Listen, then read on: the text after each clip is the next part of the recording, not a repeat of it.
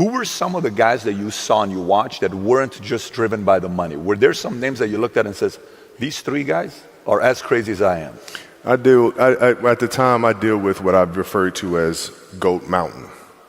I went to Goat Mountain, and I talked to Magic, Michael, Bird, Hakeem Olajuwon, Jerry West, Oscar Robinson, Bill Russell. So I would talk to them. What did you do? What were your experiences? Michael in particular, he's become my big brother. He's been my big brother since I first came in the league.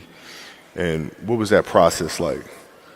Right. So I went to them and started understanding the ins and outs of the game and how they approach things and their level of detail and obsessiveness. And that's what I did.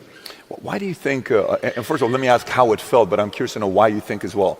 How did it feel knowing, like, from the moment you got into the league, the guy at the time is the greatest of all time, everybody wants to be like Mike, Gatorade, all this stuff. The level of respect he had for you when he spoke about you was different than everybody else. And you're an 18, 19-year-old kid at that time. Yeah. How did that feel when you heard how he spoke about you? It made me feel good, but like what I told him, I was like, you didn't say anything I didn't already know, so... so like I tell you, like when I was in high school, and I used to work out with the 76ers. I used to ask him, what's it like to guard Mike? You go, Mike? You mean Black Jesus? I'm like, what the fuck? Black who? Oh, we call him Black Jesus, or you can call him Black Cat. I'm like, I'm gonna call him fucking Mike. That's his fucking name. So the level of fear that he inspired in others was insane. Wow. And I would tell him, I said, when I face him, we're going to go at it. He says, oh, you don't want to do that. I'm like, what? Man, you don't know me, man. And so when we matched up, I think he understood that. And, when I was 18, my first year, he got the best of me a bunch of times. I was right there the next play.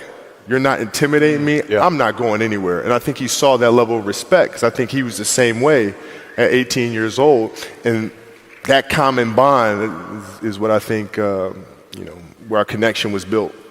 Yeah, it was great watching you guys going back and forth, whether it was the All-Star game or whether the famous scene where, you're guarding him, he's in front of you, you're asking him a question, there's a question, and he's saying footwork and do this. Yeah. It's just beautiful watching that take place with the two of you guys. How's your relationship today? That was my big brother, man. Like, I can't, it's, we talk often. We send each other Christmas cards every year. Send each other Christmas cards. Every year. That we have nothing to do with, but, yet and still, but we're extremely close, man.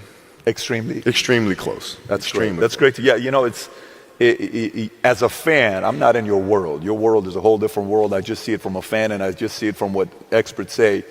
But as a fan, I feel that's exactly how it would be with you and him because the level of respect from both sides is reciprocal. And it's great to hear that.